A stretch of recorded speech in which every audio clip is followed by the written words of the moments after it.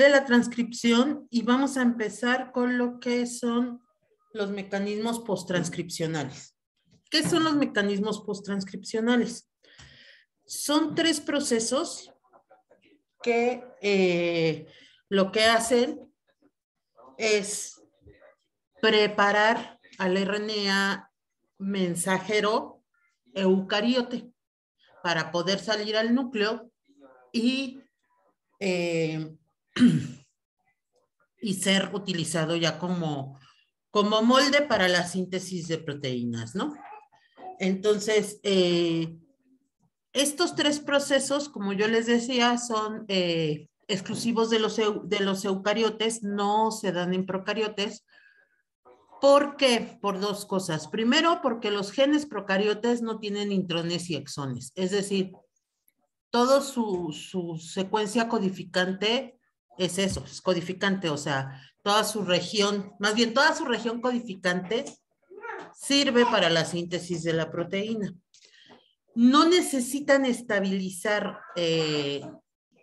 su RNA mensajero ni con el capin ni con la cola de polía porque no tienen que atravesar ningún poro nuclear. Ajá.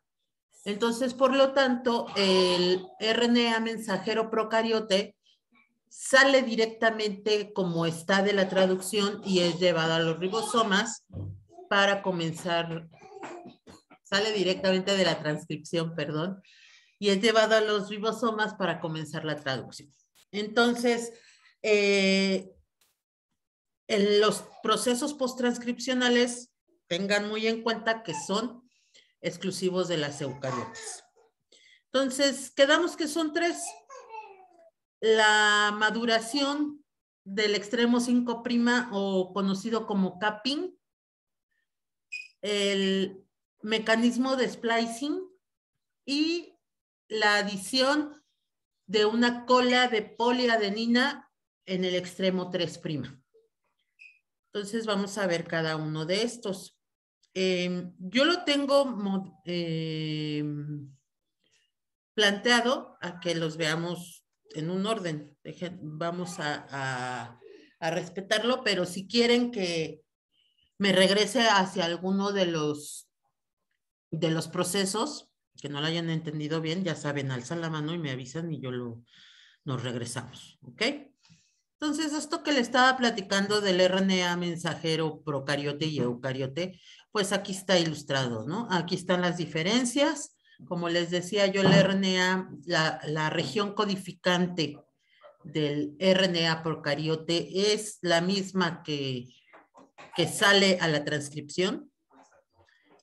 Y por el contrario, la región codificante que la transcripción es la misma que sale la traducción, me estoy cambiando los nombres, perdón. Y la región codificante de los procariotes no es el mismo RNA que sale a la traducción. Ya está modificado, sobre todo por los cortes de los intrones y su eliminación, y añadiendo estos 2 digamos, protecciones en los extremos, ¿ok? Que son la polía y el capi.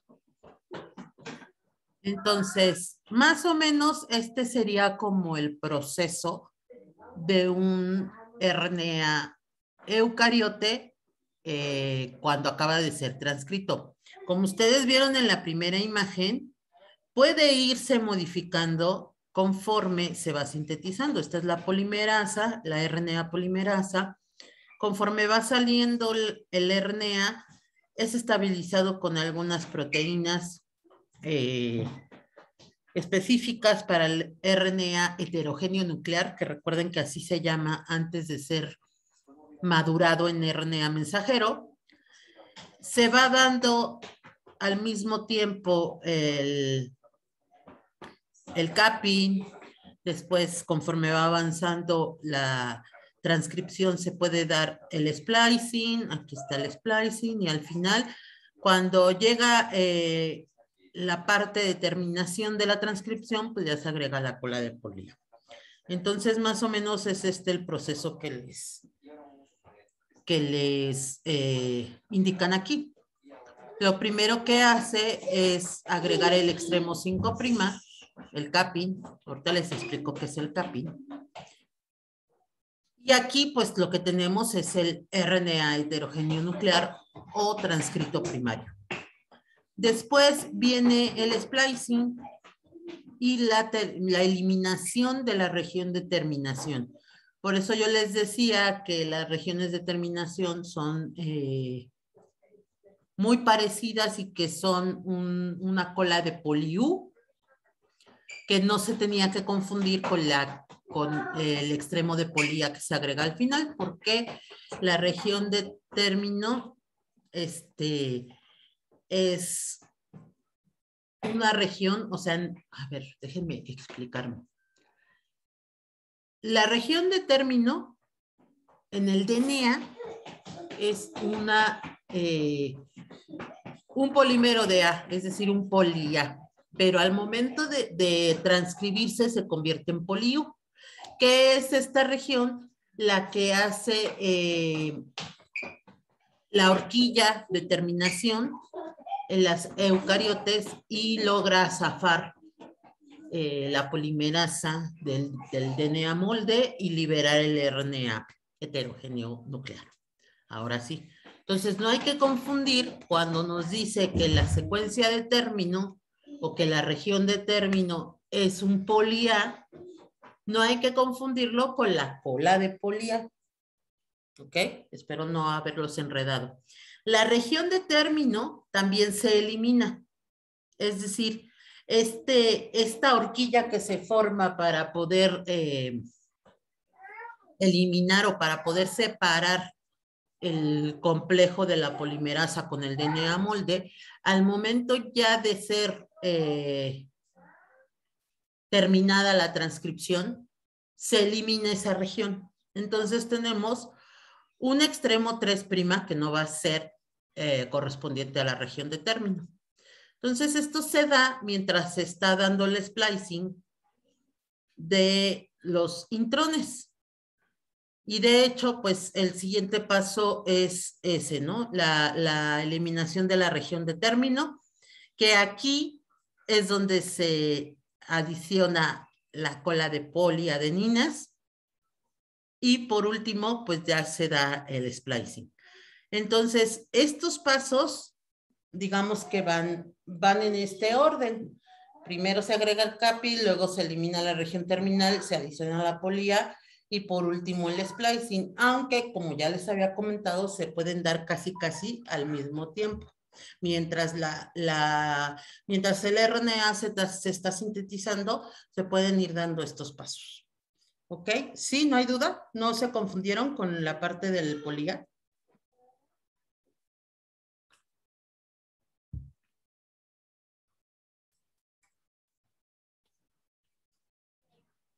¿No? ¿No se confundieron? ¿No hay problema?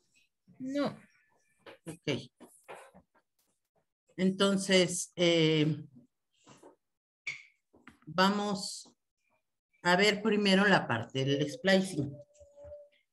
¿Qué es el splicing? Bueno, ya les había yo comentado un poquito en clases anteriores que es una edición genética, que la región codificante de los genes eucariotes tiene regiones que son eliminadas porque no codifican para algún aminoácido o podrían alterar la estructura del péptido cuando ya esté sintetizado. A estos espacios que no codifican se les llama intrones. Y el splicing consiste en la eliminación de intrones y su unión de las regiones restantes, que se llaman exones, para formar un RNA maduro que ahora sí va a codificar todo de corrido.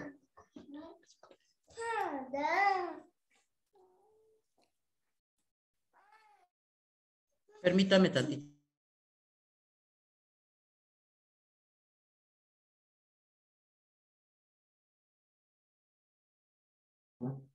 Listo, perdón. Entonces les decía que el splicing elimina estos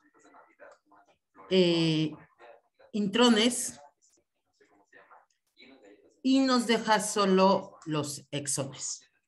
En este caso están viendo un corte, una edición del gen de la ovalbúmina, donde las regiones en azul son los intrones, que son las regiones no codificantes, bueno, las que están acá abajo, este azul, porque aquí arriba los que están en azul son los exones. Los que están en azul, que tienen letras A, B, C, D, E, F, G, son los intrones, que son las regiones no codificantes. Son cortados por medio del splicing y eliminados para dejar solo los exones, que son las regiones que están en verde. Entonces, vean, lo que yo quiero que vean aquí es cómo el tamaño del gen varía, porque hay regiones intrónicas bastante grandes. O sea, de hecho, el tamaño del RNA heterogéneo nuclear es mucho menor al RNA ya maduro. ¿Por qué se hace el splicing o para qué se hace el splicing? Se cree que el splicing es una forma evolutiva que tiene la célula eucariote de, uno, poder regular, porque ahora se sabe que los intrones pueden generar RNAs pequeños, y regular, por ejemplo, a otras proteínas que sean contrarias o que sean favorables al efecto metabólico que va a hacer la proteína. Digamos, por ejemplo, si está la síntesis de insulina, es un ejemplo, no está comprobado, pero es para que me lo entiendan. Si la insulina tuviera un intrón que sea regulador, podría ser regulador, por ejemplo, del transportador de glucosa. Y entonces ese RNA pequeño va a favorecer la transcripción del transportador de glucosa. ¿Por qué? Porque trabajan juntos. La insulina trabaja con el transportador de glucosa, ya que la insulina provoca que se abran estos transportadores y que dejen pasar la glucosa al interior de la célula. Entonces, como estos trabajan juntos, puede ser regulada la actividad del transportador de glucosa con un intrón o con un RNA pequeño que provenga del intrón de la insulina. ¿Por qué? Porque así yo estoy asegurándome de que cuando la insulina va a ser sintetizada, también ya se va a estar produciendo el blanco de esta hormona, ¿ok? Entonces se cree que evolutivamente esa es una de las razones. Y también otra de las razones por las que hay es la existencia de los intrones, puede ser porque ahí pueden recibir mutaciones y no pasa nada, en teoría, ¿no? Aunque si damos por hecho la teoría de que los intrones son regiones reguladoras, pues claro que sí va a pasar algo, ¿no? Entonces, por eso se cree que existen los intrones, ¿no? Estos son como los dos postulados que hay para justificar la presencia de los intrones. Maestra, o sea que los intrones en algún punto sí se expresan. Sí se expresan, no como tal. Bueno, sí y no.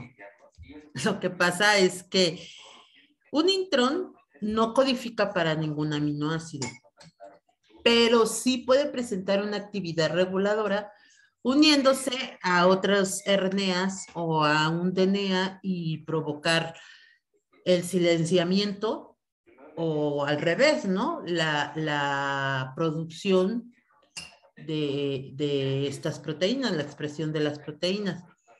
Pero hay un tipo de splicing que vamos a ver ahorita que se llama splicing alternativo. Y entonces en el splicing alternativo sí hay intrones que se codifican. De hecho, esto es de forma normal, pero digamos de forma alterada, si tú cambias una secuencia o un nucleótido que está, digamos, controlando el corte del intrón y lo cambias, puede ser que el esquema del splicing no lo reconozca y entonces sí codifique ese intrón. No sé si me explico. Ahorita que veamos el proceso del splicing, ahí me van a entender un poquito más. Puede darse, pero no es, digamos, común, no es fisiológicamente normal, por decirlo así, que los intrones se codifiquen, pero en realidad no deberían de codificarse más que en casos del splicing alternativo. Y ahí no se considera un intrón, sino se considera que el RNA tiene dos opciones de exones. Ahorita lo vamos a ver con más calma. Entonces, este es el sistema para el corte de los intrones. El sistema en su conjunto se llama espliciosoma y está formado por una serie de proteínas que se llaman las proteínas U. Las proteínas U son un conjunto de proteínas, son 5 proteínas, de la U1 a la U6, pero no tenemos U3, que se encargan de dos cosas principales. Uno, reconocer los extremos de los intrones, cortarlos y después de hacer este corte, unir los exones, que eso es lo que consiste el splicing. Entonces, la actividad de cada una de estas proteínas va a estar en base o con base en la región que vamos a encontrar aquí. Entonces, vean, se los voy a poner en el texto porque creo que no hay... A ver, esperen.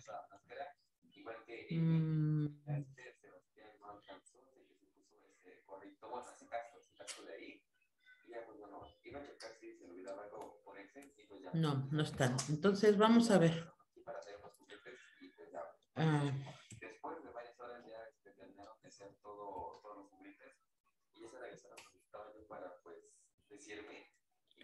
Ok, vamos a empezar. La proteína U1 reconoce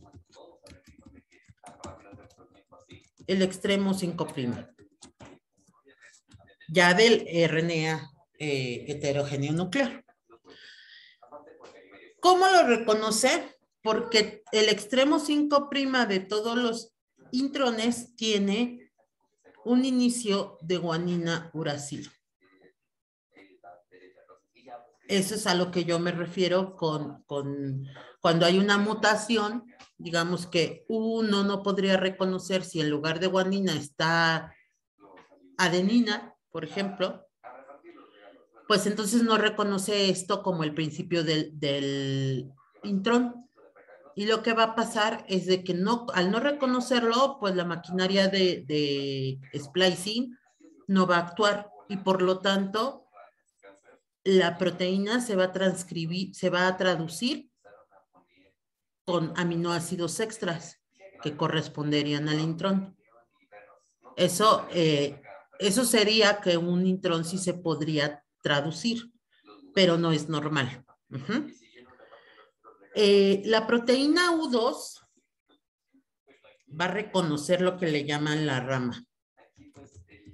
¿Qué es la rama? Simplemente es el sitio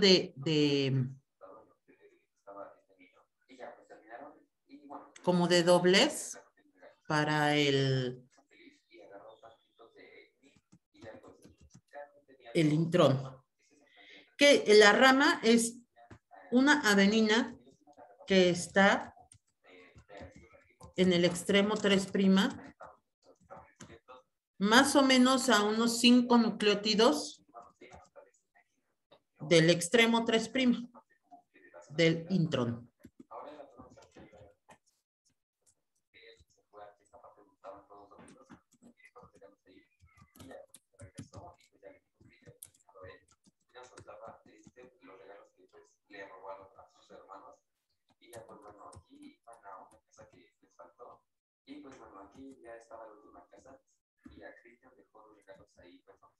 Este extremo 3' está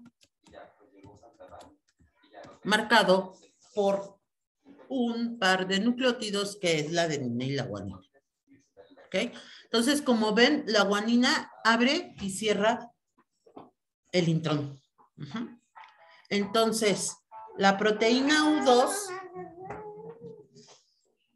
va a reclutar en el momento en el que toda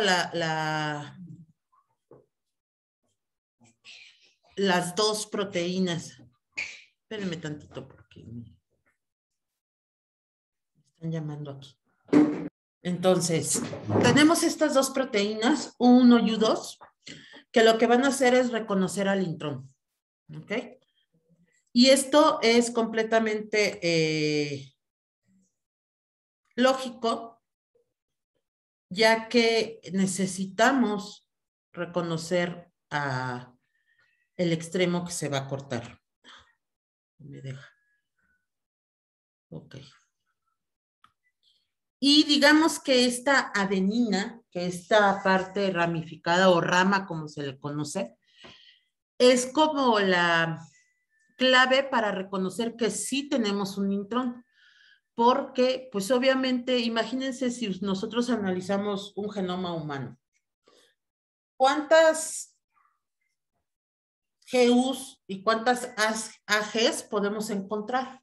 Pues millones, ¿no? Es una secuencia, pues al ser de dos nucleótidos, pues puede ser muy repetitiva, puede ser, pues la podemos encontrar en muchos lados. Entonces, el hecho de que tenemos esta A en determinada posición hacia el extremo 3' nos indica que efectivamente es un intrón, ¿no? Entonces, ya que está formada o reconocido el área del intrón, se van a reclutar las demás proteínas U. Estas demás proteínas U son U4, U6 y U5. Les voy a explicar qué hace cada una. U4 ayuda a doblar el intrón. ¿Por qué lo doblamos? Porque la proteína U5 se une a ambos extremos del intrón. Es decir, la proteína A5 lo que va a hacer es conectarse con los extremos más bien de los exones. ¿Por qué? Porque es la que los va a mantener juntos mientras la proteína U6 está cortando. Entonces, hagan de cuenta que lo que hace U5 es como agarrarlos de los extremos para que no se suelten y se pierda y se pueda unir el exón 1 con el exón 2. La proteína U6 es una endonucleasa que va a cortar desde el extremo 5'. Al cortar desde el extremo 5', entonces ella misma, ¿cómo les diré? Se une a este extremo sin soltarlo. U6 es una endonucleasa que corta desde 5' sin soltar el extremo. Es decir, no lo deja libre. Se lo lleva consigo para dar esta vuelta y poder cortar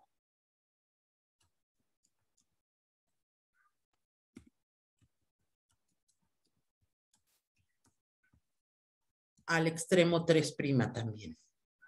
Entonces, lo que hace U6 es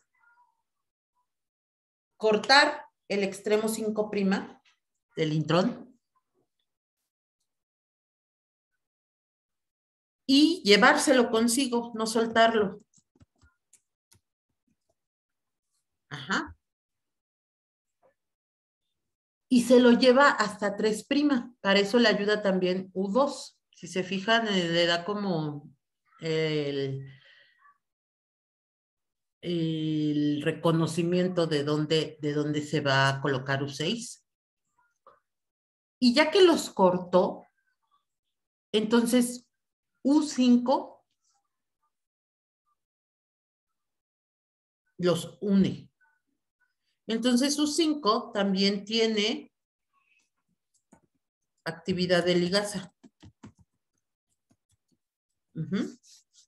Al final, lo que tengo son 2 exones juntos, el exón 1 con el exón 2, y el intrón libre.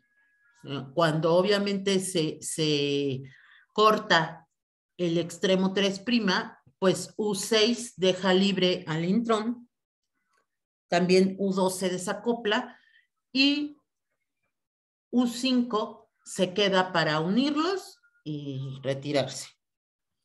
Ese es el proceso del splicing. Como yo les decía, o como yo les contestaba la pregunta a su compañera, los intrones se pueden traducir, sí, pero no es normal.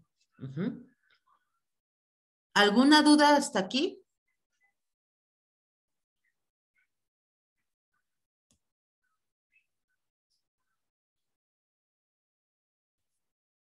A la hora de codificar el material genético como para una célula hija, ¿los exones también se codifican? Los intrones. Ah, los intrones, sí, perdón. O sea, a la hora de pasar la herencia, ¿también se pasan los intrones? Sí. Sí, porque tú vas a codificar todo el DNA. O sea, tú vas a replicar todo tu DNA para poder heredarlo.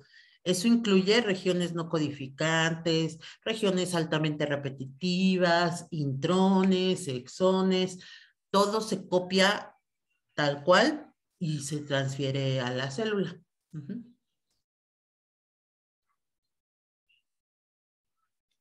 A la célula hija.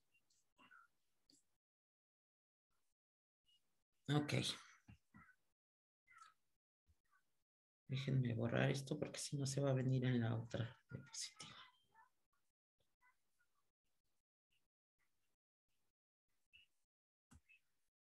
Bueno, esto ya se los había dicho. Lo único que falta es que las proteínas U o más bien el sitio donde se va a cortar,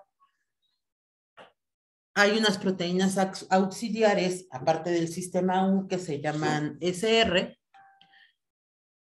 que de hecho no son auxiliares, más bien es el sistema U, pero el sistema U son proteínas, sobre todo la U6, que son ricas en residuos de serina y arginina, y esto es lo que les facilita el reconocimiento de la parte final del intrón y de la parte inicial, ¿ok? Pero sí es el sistema U, nada más que dice ahí ciertas proteínas. Ok, entonces, una forma de aumentar todavía la diversidad de la expresión genética en las células eucariotes es el splicing alternativo. El splicing alternativo no es ninguna falla en el sistema. Hay casos específicos que nos indican la existencia de este splicing alternativo. Tarea, para mañana no, para el viernes. Me tienen que explicar 2 ejemplos de splicing alternativo. Cualquier proteína que ustedes vean, nada más me explican cuál es la diferencia. Si saben la secuencia, en qué sitios corta, pues perfecto. Si no, díganme cuál es la diferencia entre las 2 proteínas que se producen. ¿Qué es el splicing alternativo? El splicing alternativo va a darnos la variedad de producir dos o más proteínas con la misma naturaleza, pero con diferentes características. ¿Por qué? Porque digamos que en una secuencia codificante, a ver, déjenme ver dónde. En este. Digamos que en una secuencia codificante como en este gen, ojo, la ovoalbúmina no tiene splicing alternativo, o si lo tiene, no lo recuerdo. Pero les voy a poner esto de ejemplo. ¿Qué hace el splicing alternativo? Tiene la capacidad de producir proteínas diferentes. ¿Cómo? Eligiendo diferentes combinaciones de intrones y de exones, incluso diferentes promotores. Eso va a dar por resultado que, por ejemplo, si aquí tenemos una proteína de 7 intrones, con el splicing alternativo puedo tener una proteína de 6 intrones y que se vaya el intrón 4, que no se codifique, ¿ok? O otra variante que tenga también 6 intrones, pero que entonces no tenga el intrón 2. Y ya me va a dar otra proteína diferente. Obviamente son parecidas, pero incluso pueden tener funciones, estructuras, afinidades, si son enzimas, pues a lo mejor diferente capacidad de reacción. Pueden ser diferentes debido a este splicing alternativo. Entonces, hay varios modos de este splicing alternativo, que es lo que vamos a ver en esta figura. Como yo les explicaba, puede haber un splicing alternativo de promotor, es decir, que la secuencia promotora sea reconocida por diferentes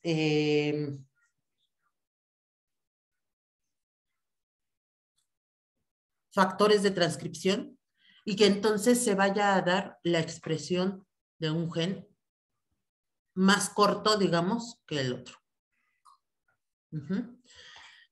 Al final, digamos que se produce el RNA mensajero, vamos a ver, por ejemplo, la proteína 1. La proteína 1, que estaría, la voy a poner aquí arriba, tendría un RNA heterogéneo nuclear, que sería toda la parte amarilla, que ya me hice bolas.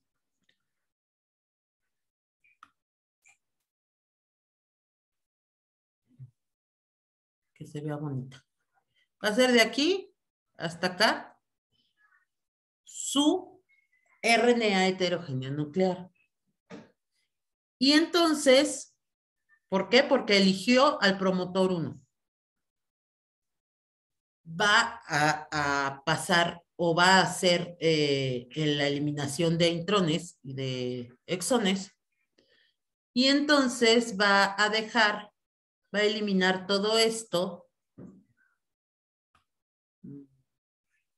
Lo voy a dejar también en amarillo.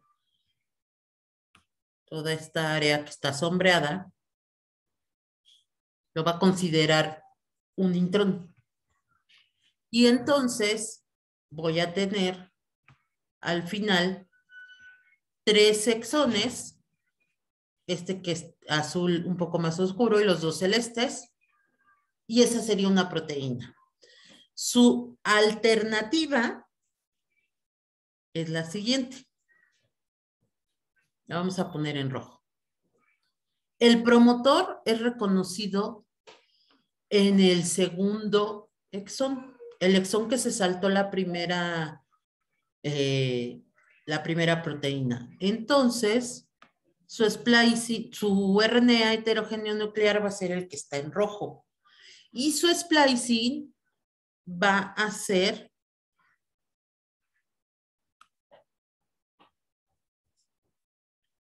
estos dos.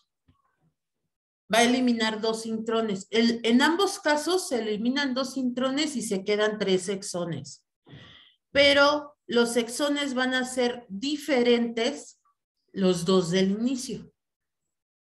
Y entonces voy a tener una proteína que va a tener esta región diferente y las otras dos iguales. ¿Sí me explicó?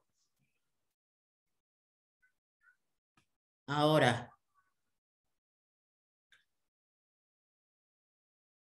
eso lo vemos desde el extremo 5'. Está la otra variante. Ahora, en lugar de terminar el RNA mensajero de una forma, de la misma forma, lo va a terminar de diferente forma. Aquí, la diferencia es que el transcrito es el mismo. El RNA heterogéneo nuclear para ambos es exactamente el mismo. Va a terminar hasta acá. Pero ¿cuál va a ser la diferencia?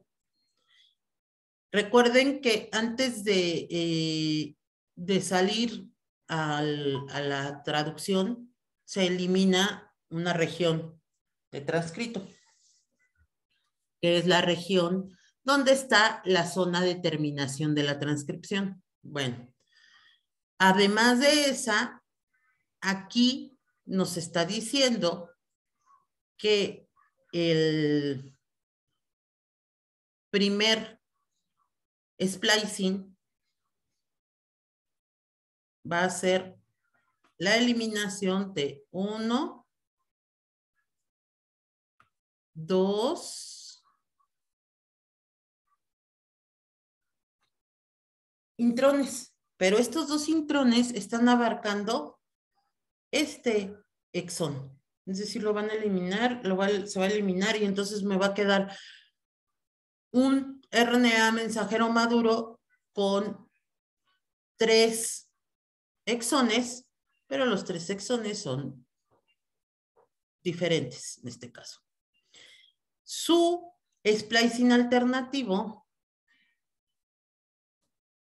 lo voy a poner café, es que se elimina, en los dos se elimina este primer intrón, pero en el segundo el intrón es más pequeño, se reconoce otro exón y al final de ese exón se elimina todo el transcrito. Entonces, por lo tanto, voy a tener una proteína que tiene 2 regiones iguales, pero su última región, su último exón, va a ser diferente. ¿Sí? ¿Hasta ahí vamos bien? O sea, puedo hacer splicing alternativo en el extremo 5', en el extremo 3', y dentro de los extremos, o sea, en las regiones internas. El siguiente modo es ese, que pasa en la región interna, pero ¿qué pasa cuando, lo que yo les decía, no se reconoce un sitio de corte de intrones y entonces lo que pasa es que se queda el intrón como si fuera un exón? Entonces, aquí lo que pasa en este ejemplo es eso.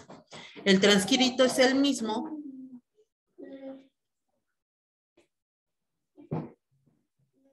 Va a ser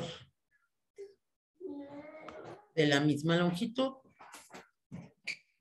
Pero ¿qué es lo que pasa? Que en el primer ejemplo se elimina el primer intrón y el segundo, que corresponde, y entonces vamos a tener un transcrito maduro con 3 exones. ¿Ok? Pero en la segunda, en el splicing alternativo, solo se va a eliminar un intrón, este que está aquí. Y entonces voy a tener por transcrito maduro los mismos 3 exones que estaban arriba, pero con un intrón de más. ¿Ok? El último modo del splicing alternativo es que se salte un intrón, o sea, no se salte, perdón, se salte un exón, que lo corte como si fuera un intrón, o como si fuera parte de un intrón, y su splicing alternativo es que sí tome en cuenta ese exón.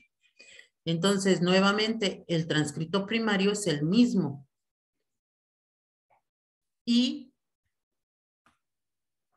la diferencia consiste en la eliminación de los intrones. En el primer transcrito maduro se van a eliminar 3 intrones para darme un transcrito con 4 exones.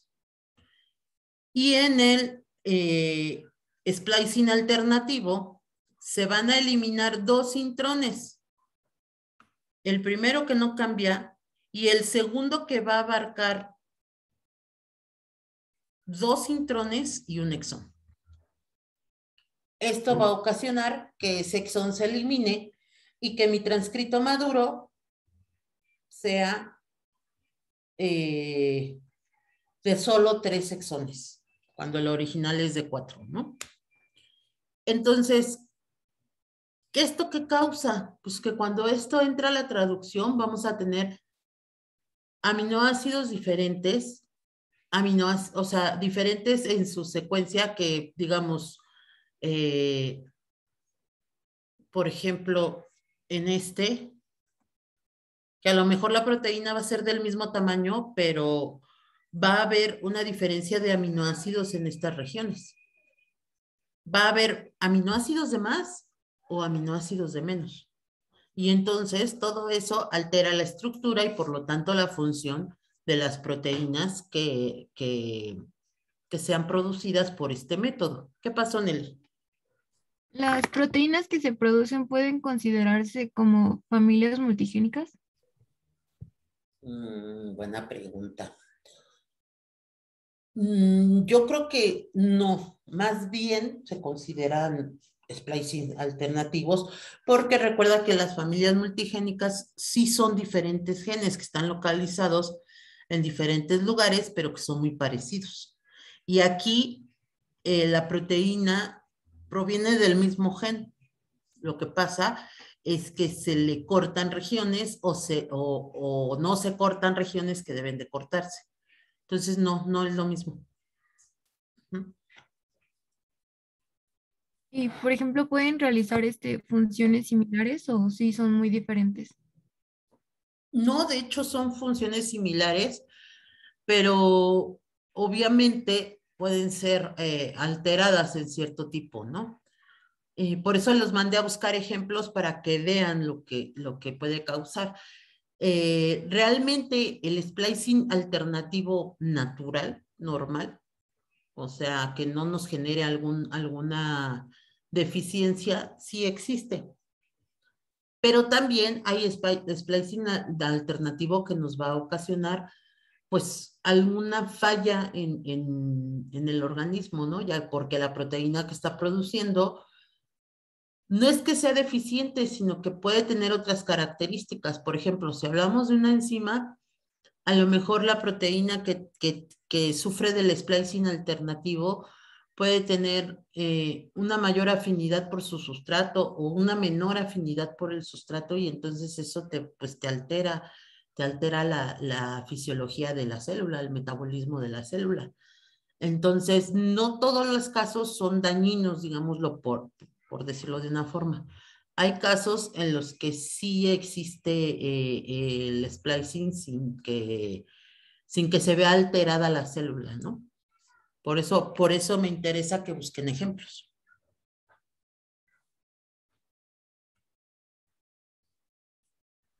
Gracias. De nada.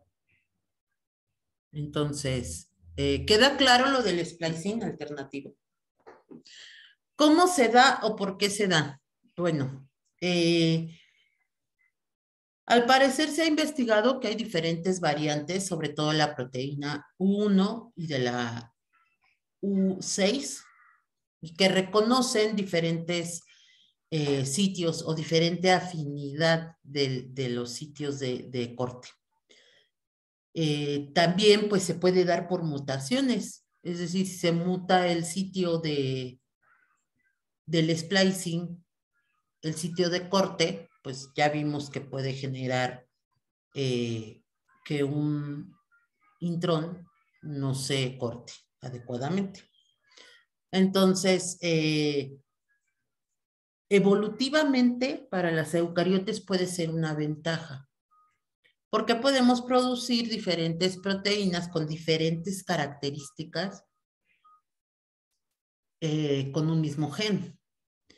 Además, si a esto lo ponemos en regulación, lo ponemos en el contexto de la regulación de las proteínas, pues nos da una gama de posibilidades. Puede ser, por ejemplo, a lo mejor me estoy yendo muy allá, pero puede ser que una proteína de una alta afinidad sea necesaria en un momento y una proteína de baja afinidad sea necesaria en otra etapa de la célula. Entonces, pues ahí entra el splicing alternativo, ¿no? En ciertos momentos, si la célula requiere una proteína de alta afinidad, pues la deja como siempre la ha trabajado, y si en otro momento requiere de una proteína de baja afinidad, pues entonces realiza el splicing alternativo y le quita un exón o le deja un intrón para que cambie la conformación de la proteína, pero todo eso sería a nivel, ¿quién lo decidiría? Vamos, sería a nivel de regulación, ¿no? Entonces esto del splicing alternativo es muy interesante porque hay moléculas que pues ya se ha demostrado que estas variantes son expresadas en diferentes momentos. Y entonces ahí estaría padre como saber qué es lo que le decide la célula o en qué momento decide la célula realizar el splice, ¿no? ¿Hasta aquí hay dudas? ¿Preguntas?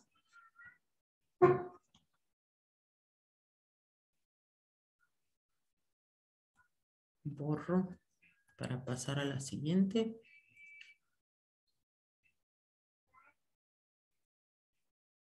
Ok. El otro mecanismo o el otro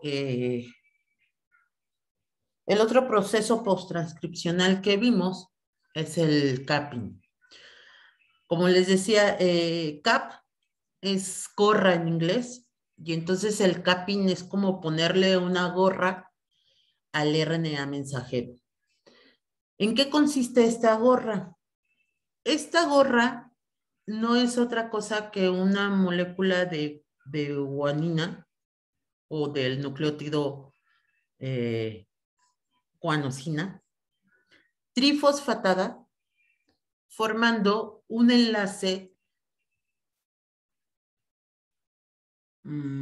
fosfo, 1, 2, 3, tetraéster, 5', 5', con el RNA mensajero. Es decir, estoy colocando una guanina con un enlace que no es el normal, con una unión 5', 5', y no es un enlace fosfodiéster, es fosfotetraéster, es decir, tenemos 3 grupos fosfato formando el enlace. ¿Para qué? Esto desorienta a las nucleasas. Las nucleasas solo reconocen el enlace fosfodiéster 5', 3'. Y entonces hace que esta pequeña variante proteja al mensajero de las exonucleasas 5', es decir, de aquellas enzimas que empiezan a romper el DNA desde el extremo 5'. ¿Ok? Entonces, el capping, pues no es otra cosa que esta parte. La voy a cerrar. Y el nucleótido que lo hace, pues es la guanina.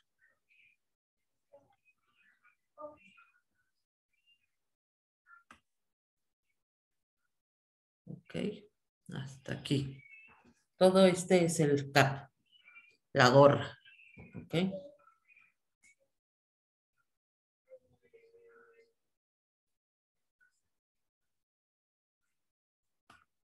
Aquí está el mecanismo.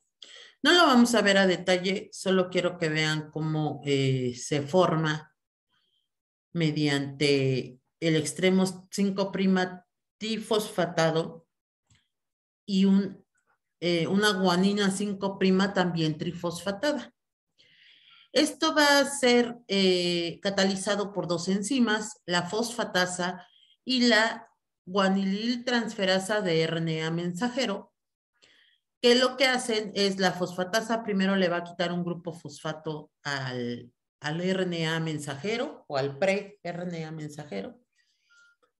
El fosfato llamado gamma, que es el más alejado del carbono. Y la guanililtransferasa, como su nombre lo indica, va a transferir o a cambiar estos dos fosfatos, el beta y el gamma, del gorrito, del CAP, por los fosfatos beta y alfa que pertenecen al RNA mensajero o al pre-RNA mensajero. Al cambiarlos y transferirlos, pues forma el enlace fosfodiéster entre el fosfato alfa, que es el que está más cerca al carbono, de la guanina, que va a funcionar como gorro, y el fosfato beta de el pre-RNA mensajero. Entonces, al final, lo que tenemos es un enlace trifosfato o fosfotetraéster entre dos fosfatos alfa y un fosfato beta.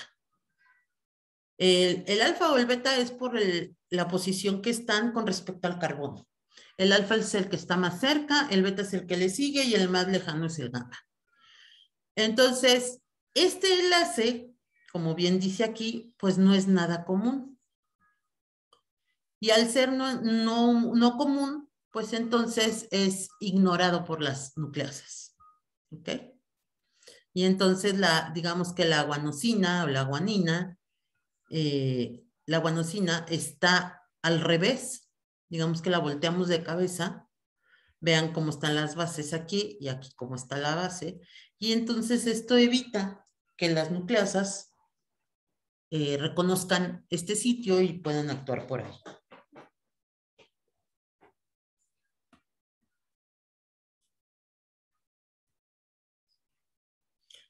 Por último, vamos a ver, por último, dentro de los mecanismos posttranscripcionales, pues vamos a ver la cola de Polía.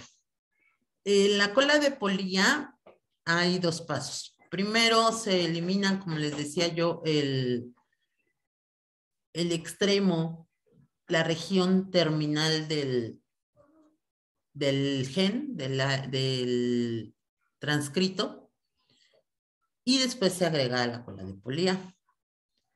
Entonces, el corte de la región terminal del gen se da prácticamente cuando se está terminando la transcripción. Se lo da una endonucleasa específica y esto digamos que libera el RNA, aparte de que pues ya se desarmó todo el complejo, ¿no? En esta imagen todavía no estaba como actualizada, pero aquí en realidad pues ya el complejo ya debe de estar desarmado, si no esta región pues no sirve como para formar la horquilla. Entonces, hay una secuencia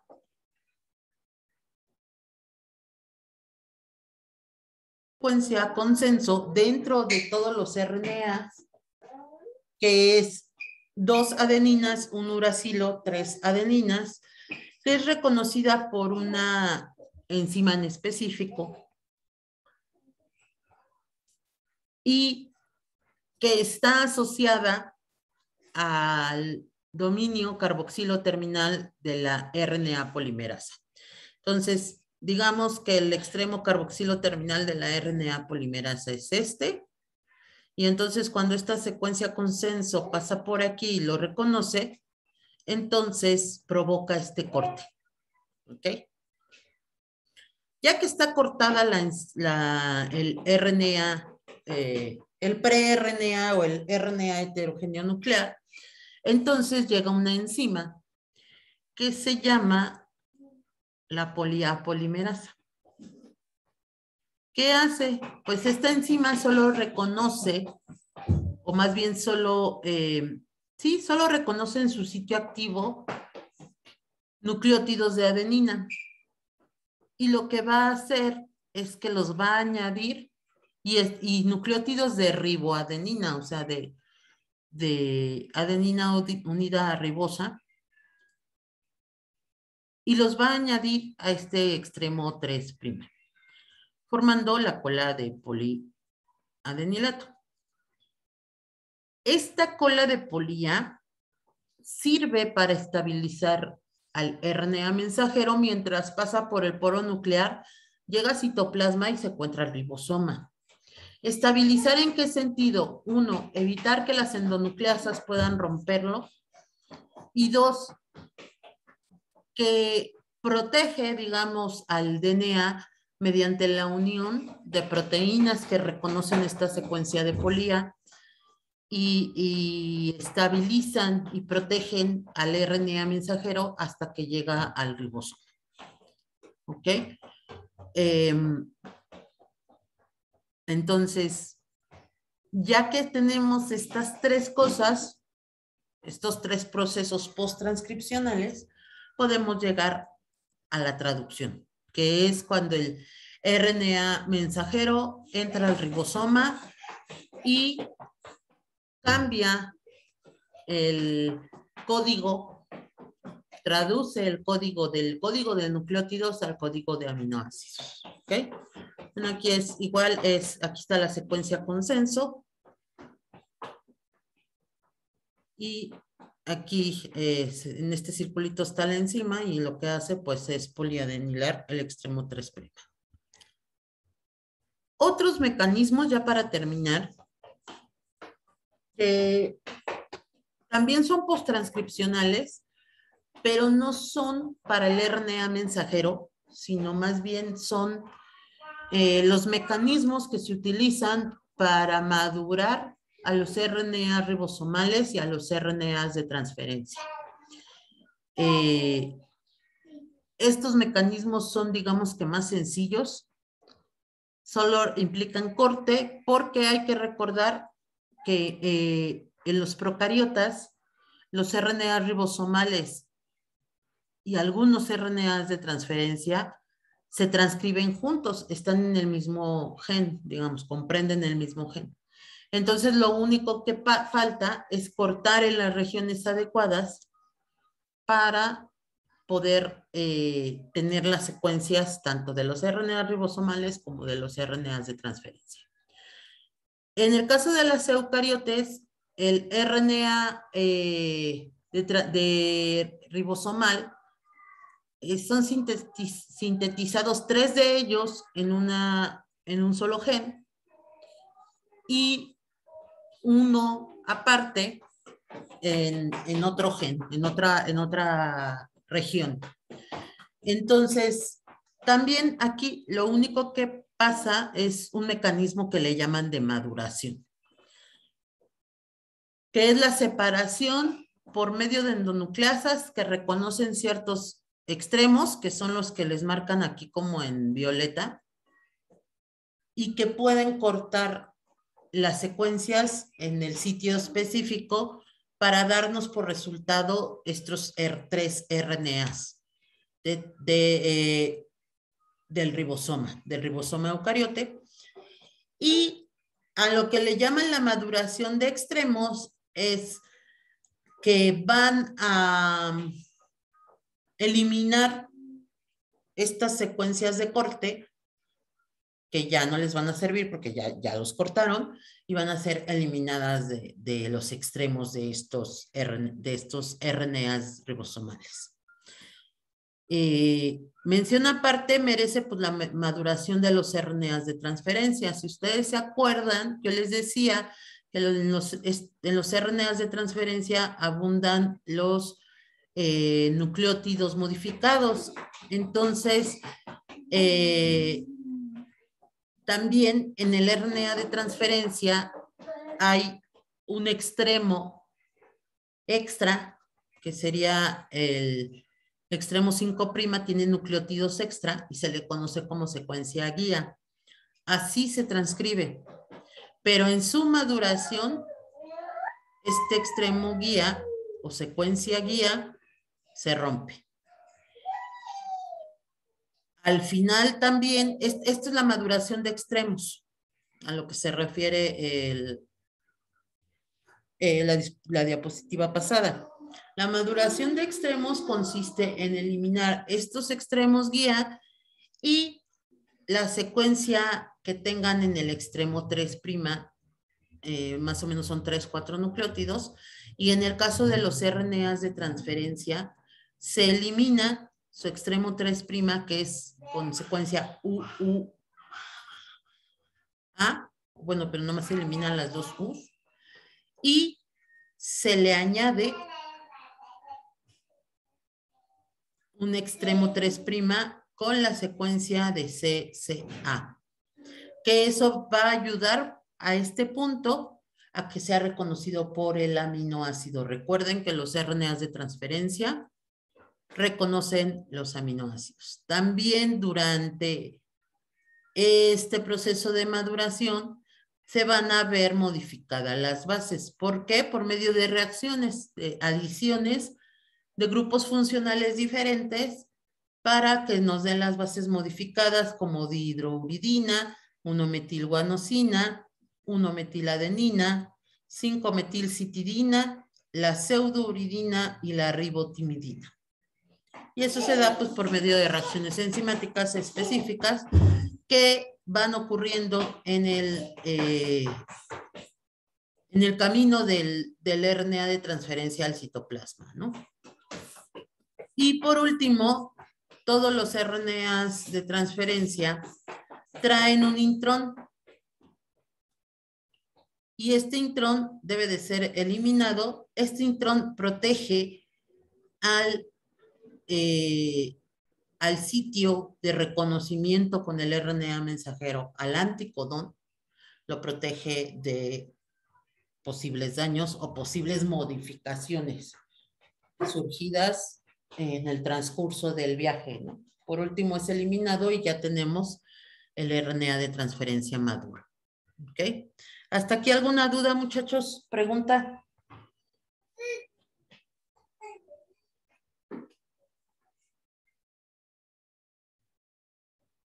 ¿No? No, profesora. Perfecto. Pues lo vamos a dejar aquí. Con esto se termina la parte de la post-transcripción, perdón, de la maduración de los RNAs. Y mañana, espero que terminemos mañana con el tema de traducción, nos falta el tema de regulación.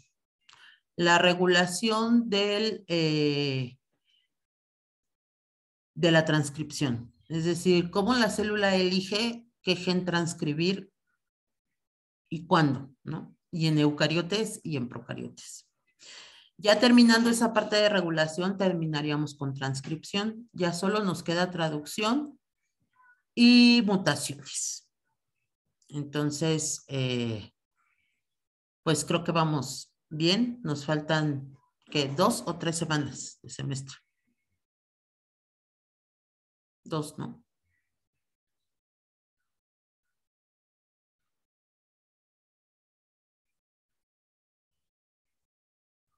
A ver, Creo que 3. 3. Pues vamos bien. Y ya nada más sería traducción, que no es tan larga como transcripción, y mutaciones y mecanismos de reparación y terminamos el curso. Entonces yo creo que sí nos va a dar bien tiempo de terminarlo. ¿Alguna duda entonces? Si no tienen ninguna duda, pues nos vemos mañana. ¿A qué hora nos vemos? ¿A la 1 o a las 2? ¿O de 3 a 5? como ustedes quieran. Yo digo que a las 2, como siempre. Sí, yo no tengo problema a cualquiera de los 3 horarios que obviamente pudiéramos juntarnos. Sí, a las 2.